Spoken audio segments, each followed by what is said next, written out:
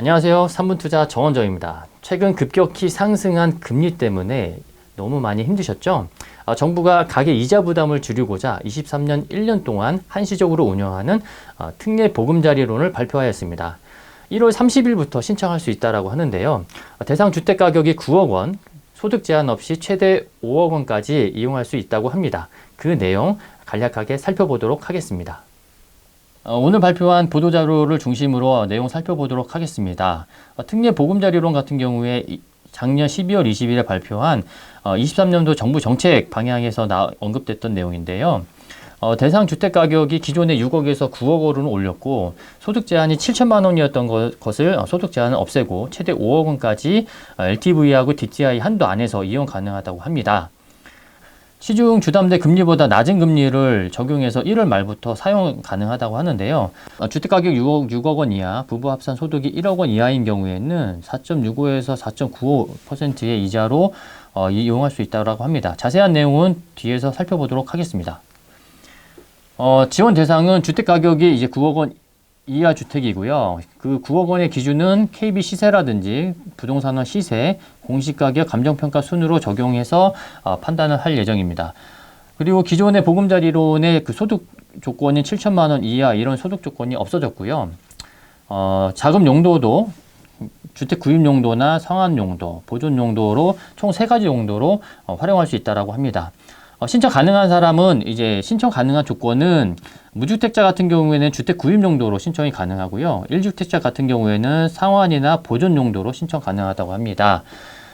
대체 취득을 위한 일시적 2주택자의 경우에는 기존 주택을 2년 이내에 처분하는 것을 조건으로 합니다. 지원 내용으로는 최대 5억 원까지 LTV DTI 한도 안에서 대출을 받을 수 있는데요.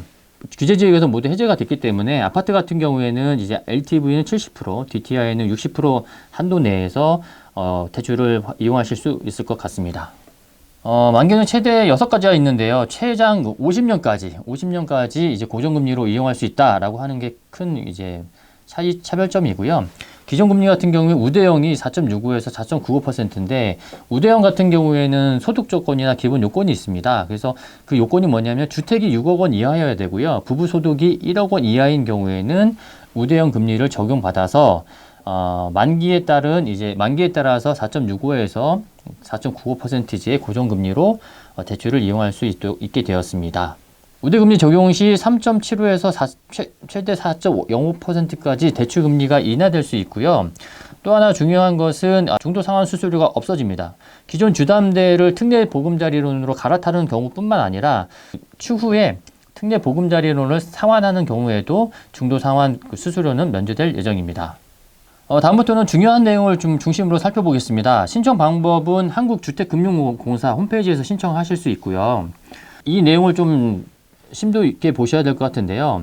대출 기간 동안 1주택 유지 조건이 엄격하게 적용된다는 겁니다. 그래서 추가로 1주택 이상을 구입하실 그 계획이 있으신 분들은 특례 보금자리론을 이용하시는데 신중을 기해야 될 것 같다라고 지금 언급을 했습니다.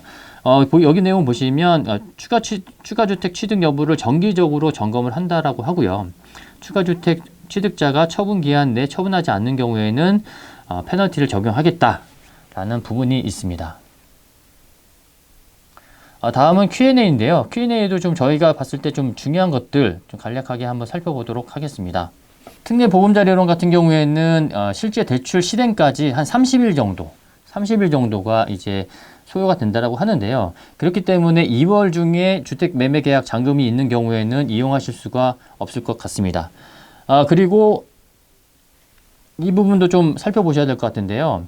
디딤돌 대출하고 특례 보금자리를 동시에 이용할 수 있는지 라는 질문에 상대적으로 대출 금리가 낮고 지원 한도가 낮은 디딤돌 대출부터 그 한도까지 대출이 이루어지고요.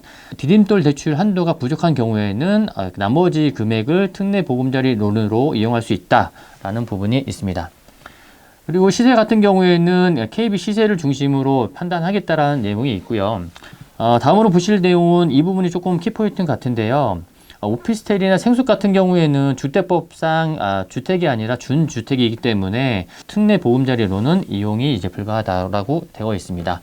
그리고 이제 분양권이나 조합원 입주권 같은 경우에도 주택 수에 포함이 되어 있기 때문에 원칙적으로는 사용이 불가하나 구입 용도에 한해서는 2년 이내 처분 조건으로 이용 가능하다라고 되어 있습니다.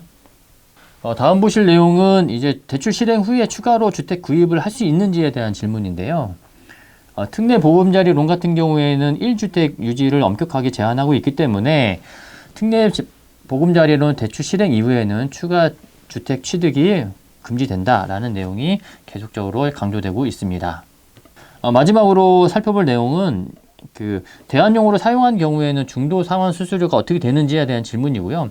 앞에서 말씀드렸던 것처럼 특례 보금자리론이 대환용으로 원활히 사용할 수 있도록 대환하는 경우에도 중도 상환 수수료가 면제되고요. 나중에 특례 보금자리론을 이용할 경우 특례 보금자리론을 중도 상환할 때도 중도 상환 수수료가 면제된다라는 부분이 중요 포인트가 되겠습니다.